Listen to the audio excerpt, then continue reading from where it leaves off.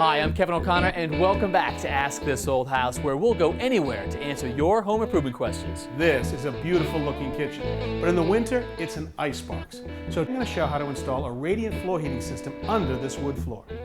I'm going to show you how to get those perfect corners when working with drywall. I'll show you the right way and wrong way to use your wheelbarrow. And we'll ask, what is it? There's a lot coming up today, so stick around.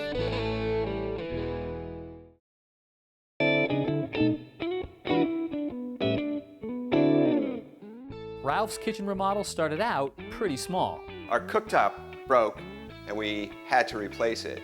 And you know how one thing leads to another. We always wanted a different countertop. We added cabinets under the island for storage space. I built out a pantry over here. We thought about everything, but there's one thing we didn't think about, which was heat. Richard has a solution to add heat to this kitchen that's silent, comfortable, and won't disrupt any of Ralph's hard work. The kitchen is always one of the hardest rooms in the house to heat, and yours is no different. You've covered every single outside wall, every single inside wall with kitchen cabinets. There's never any space underneath for heating output. You got an island here. There's a fireplace obscuring that wall over here. So this is a really popular choice that people pick, which is a kick space heater. You can see it right here. Now, I brought one along to understand how they work. Now you've got a boiler down in the basement, you've got radiators in the rest of the house, and so we've got heated water that we can send through this pipe right here, and you can see it goes back and forth through a coil. Now there's 110 volts that's supplied to it, and there's a little fan in here. And when the thermostat comes on, it spins this fan, pulls air in from the room, across the hot water heating coil, and heats the air. It's a pretty popular choice in kitchens. Is this thing working? It tries, but it really can't keep up. And it's so noisy, we often turn it off. So not enough heat and too noisy. That's right. That's a common complaint, but I gotta tell you, if they're properly installed, they can heat the room and they can be quiet. But now you've got a challenge here. Look at this. You've got nothing but glass over here, a lot of heat loss in this room. It'd be great if we could actually run some heat underneath this bench seat and put some heat back into this way. But does that really work? Because I think the foundation is right here and you're on the other side of the foundation. So the original house ended here, so we really couldn't do that without a lot of construction work. Now we could find a place for a radiator maybe somewhere right here on the side of this. I'm not sure that's going to work for me. We're sitting over here. I'm not sure I want to start a radiator. No. Anytime I can, I love to use the floor as a radiator. Put radiant floor heating underneath the floor. And that heats the people and the objects. Now, normally we would put it in while you're doing the remodel, but that's a little too late for us. Our only choice is to look underneath and retrofit the radiant from below. Great. Let me show you.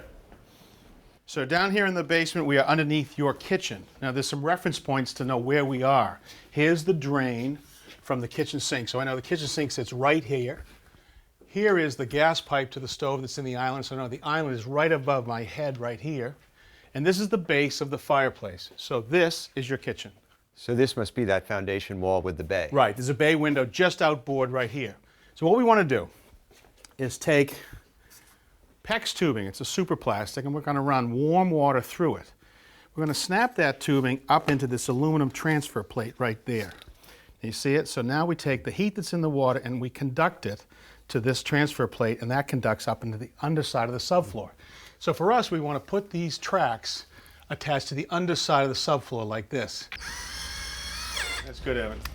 Now, this is a big job, so I brought along the best guy I could find. So I had my son, Evan. How you doing? Now I'm using a 1-inch sheetrock screw to attach the transfer plates. All right? Now that's not an unimportant detail. You don't want the screws to be too long and have them actually come through the finished floor.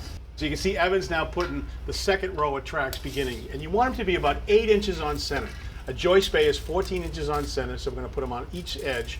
And once they're attached, we're going to run tubing down each bay in a loop. Now while he's doing this, we can get started in another bay. Great.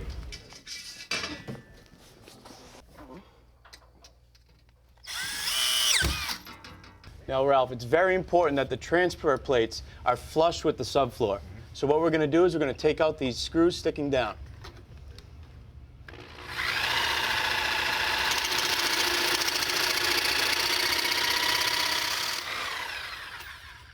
We can also use this rotary tool to cut off the screws. Well, here in the mechanical room, this is not exactly the newest appliance in your house. You're being kind. This is a gas-fired cast iron boiler. Heated water leaves through this big pipe right here, and it goes out to a series of zones. There's 6 of them in total. One of them right here goes out to your kitchen. Now this boiler goes up to 180, maybe 200 degrees, and that's way too much temperature for a radiant system. So we need to step that water temperature down.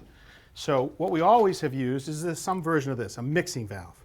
Boiler water comes through the mixing valve.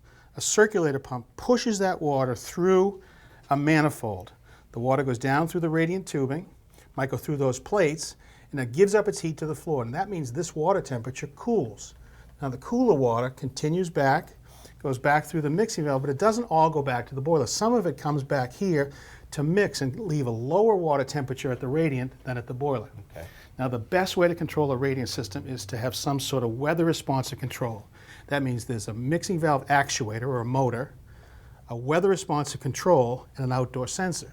And that means that it knows how cold it is outside. On a really cold day, you might end up with 130 or 140 degree water. But most of the heating season, it might only be 100 degrees, all right? That's a lot of work. Well, you think it is. It's a fair amount of piping and wiring. Let me show you something that's pretty cool. This is a unit that combines these components into one. This has a circulator pump, a mixing valve, a weather responsive control, and an outdoor sensor, all in one. It's simple to wire and simple to pipe. Going to make our job a lot easier. Seems great. All right, transfer plates look great. Now we got to drill our holes through the joist so we can feed our tubing. Normally we're going to go 2 inches down and 2 inches off the beam because there's no chance of hitting nails. And what we use is this. It's a self-feeding bit and a 1/2 inch right angle drill. It's the best tool to get up inside there. Go for it.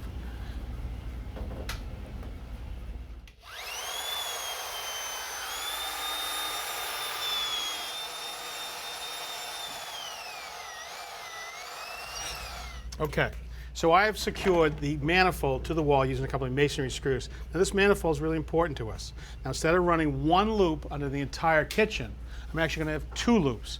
One supply and return that goes to this half of the kitchen on this side of the island, another one over here on that side of the island.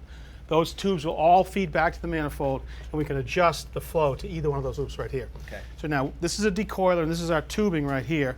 Why don't you come on this side, all right?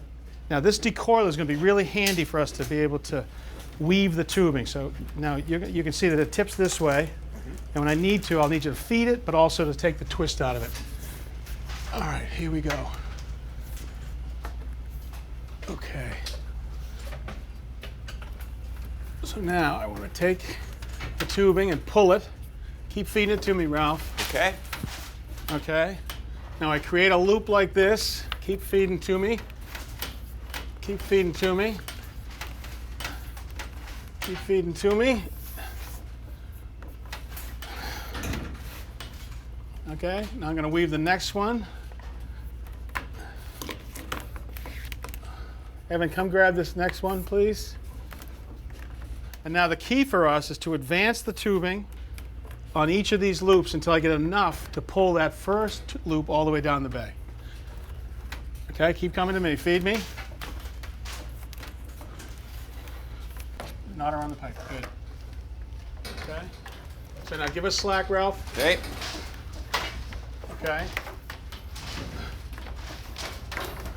Take a little slack from me there, yeah. Good. Let's feed that back. All the way right here. Come here. A little more, please. Keep coming. Okay. Let's just leave that there. Now, we have to advance this last loop. Let's start feeding again, boys. Take this. Okay, so let's just review. We have 3 joist bays on this loop, and we have 3 loops in those bays. We've anchored the supply tubing back here at the manifold. Now we need to pull this farthest loop away from the coil all the way down and snap that tubing up into the track. Little more, little more, little more. You got it. Okay, that should do it.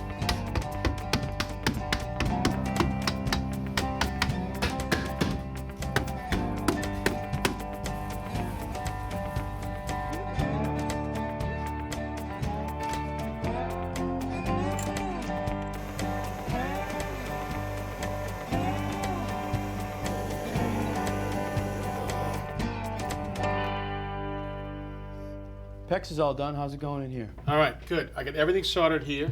Supply comes from the boiler, right along the top here, down into the side. return goes back to the boiler right here. And here's our supply and return out to the manifolds. This is all done. Last thing is outdoor sensor. You can do the outside part, I'll do the inside. It's important to mount the outdoor sensor on the north side of the house to get the accurate temperature reading. Now I'm ready to mount the box and wire it. Hey guys, nice job running the PEX and those transfer plates. Looks great. Wasn't quite as easy as I said, right? Wasn't that bad. Good job, thanks Evan. Now, while you guys were doing that, I needed to supply the manifold. So here is the original lines that came over to feed our kick space heater right here. So I cut them off. I've tied onto those lines. You can see the supply and return coming down to the manifold right here. And I've got most of the PEX lines connected. I have one more to do. So to do that, we mark it with our thumb. This is a PEX cutter. We make sure we don't cut our thumb off. Now we're going to make the connection using a nut and a split barbed ferrule. That goes right over the outside of the tubing. Tubing goes down over this fitting, and we tighten it up, and as we do, it compresses that ferrule to the outside of the tube. Once we have it snugged up, we tighten it up with an adjustable open end.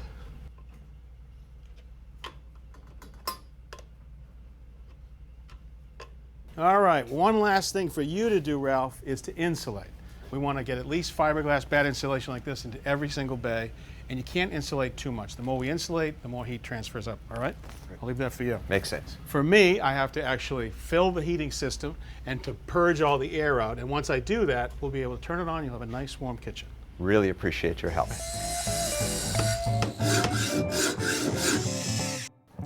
All right, guys, here we go. It's actually battery operated. There's a solar collector to keep the battery charged, and it turns around. What is it? All right, boys, this could be part of our energy future. I just saw this in one of the magazines I get, Renewable Energy Tomorrow Journal Today. That sounds like a great one. It's a good magazine. Yeah. It combines solar power with wind power. Solar comes down here. Let me just turn this off. Solar comes down here, collects, makes energy, electrical, spins this thing, sends wind up, which then brings solar back down, completing the cycle. You must be in that book under wind power. I hope you didn't subscribe for an entire It's a year. good Richard. Yeah. This actually saved a whole group of professionals. Which one? The hypnotists. Remember? They used to have the watch and they used to go, "You're getting sleepy." Sure. No one has a pocket watch anymore. They have a wristwatch. Yeah. Can you try hypnotize someone with that? Or a cell phone. Everyone uses that to tell time. I think they have an app for that now. Right? Do they really? Well, for those who don't have the app, they have this. You simply turn it on, hold it up in front of the patient. You're sleepy. You are a duck. No, a duck. Doesn't work. Doesn't work. Sorry, my turn? Yeah. Oh, obviously not the answer, Roger. This is a self-motivational tool. Tell me more. Oh yeah, every once in a while, you wake up a little blue and you're not that confident. Well, you take this on, you put it on, you look right there in the black mirror, and then you just repeat, I'm good enough, I'm smart enough, lots of normal people have red hair. Not so normal. It's lying to you. Not even close. None of you, by the way. All right, this actually sits on a table or on a boat. It's a bird deterrent. When the sun comes out, the solar collector charges the battery, keeps it turning. You can extend these antennae here, and it'll keep the birds away. But they will be motivated. That's right, guys. They like themselves. Drywall is a common building material and it's pretty easy to work with, but there are some tricks in making a nice, true, and straight corner. So Tommy, you're going to show us how to properly finish an inside and an outside corner. Right. The best way to start off is always try to make that corner as straight as possible using the drywall itself, but you still have to cover up this seam. All right, so what do we typically cover it with? Well, you could use some joint compound tape, basically tear it off the roll, fold it in half, make an outside corner that will fit on the wall like that. But the problem with doing this, it's not very strong and it's also difficult to make. And that's because it's just paper here. There is no reinforcement. There's no reinforcement. All right, so what do you like to use? All right, so here's a piece of paper right here that is reinforced with metal inside. So you can take this, mud up the corner, push this in the wet mud, hold it in place, and then compound over that. And you can feel how rigid and strong Yeah, that is. so now if you hit that with some piece of furniture or something like that, it's not going to ruin the corner. All right. They have the other options right here where there is a plastic piece, all right?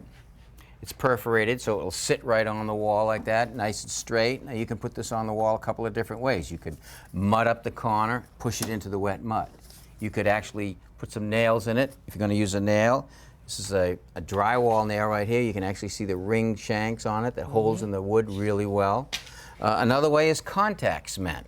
They have cement that you can spray on the back of that corner and on the drywall. You wait a few seconds for that to dry, and that will push right onto the corner, and that will actually glue right there. Now, I've seen some of your guys on the job site use a heavy metal corner bead like this guy. That's a drywall bead, and you can install this a couple of different ways. You can use a ring shank nail again into these, but you want to nail it about every 8 inches apart, or you can screw it with drywall screws, or you can cinch it on with this tool right here. This goes right on the corner like that, and you'd hit this with a hammer. When you hit it with a hammer, those little teeth come out right there, and they basically crimp or cinch this right onto the corner. So watch what happens when I hit it. Oh, yeah. When you can see how the metal is just pressed into the drywall, and that is on nice and securely. It's not coming off. So what do you say we actually mud that in and see how we really get that corner nice All and right. neat? Let me have that trowel and hawk there. So just pre-mixed joint compound? Yep, pre-mixed. I'll lay it on my hawk. It's very important that the joint compound be kept clean. So whenever you get dry edges around the hawk or in your trowel, clean it off, wash it off. All right, so now what I want to do is get a good amount on there. I want to start back here and work my way to the corner. Start back here, work my way to the corner. That little metal bead is actually 1/8 of an inch proud of this drywall. So you're filling in a gap. I'm filling in that gap, that's right. So I'm laying it right on there, nice and thick. Okay, so now what I'm going to do is I'm going to go after the excess. I want to hold this corner of the trowel against the wall and the other one on the outside corner. Okay, clean off my knife, clean up the excess. I'm not going to play with it anymore. I'm going to go do this side, same thing. Put it on heavy, pull it out. Get a little bit of the excess off. I'm going to do the same thing, just pull it right down, all the way down to the bottom. Okay, now go back to this corner, just check it lightly, clean up the excess, and I'm going to leave it alone until it sets up. Once the first coat dries, we're going to switch to a wider knife. We're going to use a wider knife because we want to bridge the gap. You can actually see the dip in the wall from the outside corner to the wall itself. You don't want to fill that all at once because it would be too much compound, and the compound could crack overnight. So a second coat with the wider knife and maybe even a third? That's right. All right, what do you say we turn this around and we can work on an inside corner? Sounds good. Spin this around and voila, an inside corner. Very nice. All right, now there's a few options that we have. Most common is to take a roll of drywall tape, fold it in half, and actually put it right in the corner just like that, embed it in a wet bed of joint compound. And whereas you wouldn't use just the tape on an outside corner or an inside corner, this one isn't going to get banged and beat up. That's right. All you're looking to do is fill that joint. Now you could use this one right here. This can be used both inside and outside. It's metal reinforced. It just depends on which way I fold it. It goes like this. I'm going to hide the metal, push it right into the inside corner like that. And if you folded it the other way, that would be an outside corner. That's right. And this one? That's one that's already bent up for an inside corner. You just place it in the corner like that, again, into wet joint compound. Okay, now what I want is nice and thick in the corner. Now I'm going to put some on the other corner of my knife like that. I'm going to push it right into the corner like that. So you're setting up a bed to set our corner bead into. That's right. And I want to make sure that this bed is nice and clean and neat. I want you to take that bead and push it right into the wet joint compound. Nice and firm with your fingers. Okay, that's good. Now what you want to do is you want to get this pushed right into that wet compound right away. Because if the paper hits dry, any dry surface, it's not going to stick. Right down. Okay, now what I want to do is I want to put another layer right over the tape. So lay it right on to make the tape disappear.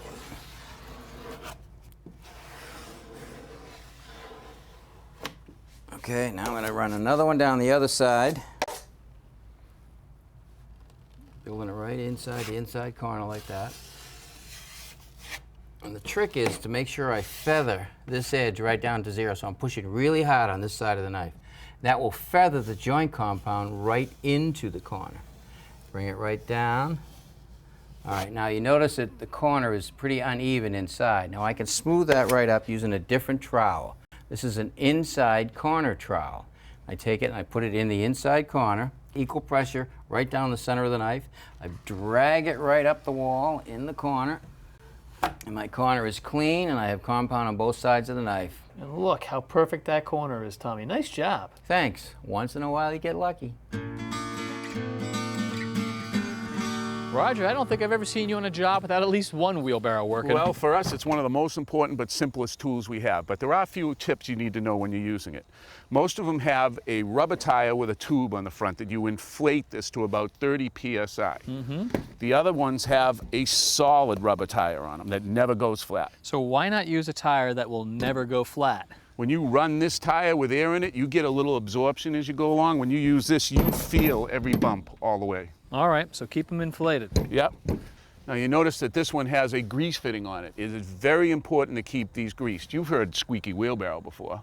Well, that means the bearings are dry in here and sooner or later they'll fail. So it's important to keep it greased. And if you don't have a grease fitting, a can of lubricating oil will do the trick. Well, 3-in-1 oil works. Okay. Now, one of the first mistakes people make is parking the wheelbarrow across the slope and then loading it. All it takes is one good shovelful, Oh, and over she goes. all right. Well, let me get that up for you. All right. Nothing wrong with loading it on a hill, you just have to position it properly. Exactly. Now, if you bring that up, see, that's the way most people will put the wheelbarrow. Now they're going to load it, and it's going to get real heavy. They got to back it up and then go off to do their work. What I like to do with it light, empty, just put it in a position like this, load it up, and then we're good to go. So just point it in the direction of your exit. Yep. Now we just load the wheelbarrow up and go straight to the work. Now, Kevin, how you load the wheelbarrow is important too. Here you have all this block stacked way back in the wheelbarrow. Now lift up on that. Feels like a ton of cinder blocks. That's because it is a ton of cinder blocks. But watch this. I'm going to transfer the weight forward so it's over the wheel. Now try lifting it up. Feels like half a ton of cinder blocks. A little better, huh? Yeah. Now, when you're lifting a weight like this, you got to remember two things: straight back and straight arms, and lift with your legs. All right, Roger, great tips. Thank you very much. So if you've got any heavy lifting around the house, let us know because we're here to help. Until next time, I'm Kevin O'Connor And I'm Roger Cook. for Ask This Old House. Come on, let's go to work. This way. I'll get this. Jeez, don't worry about me.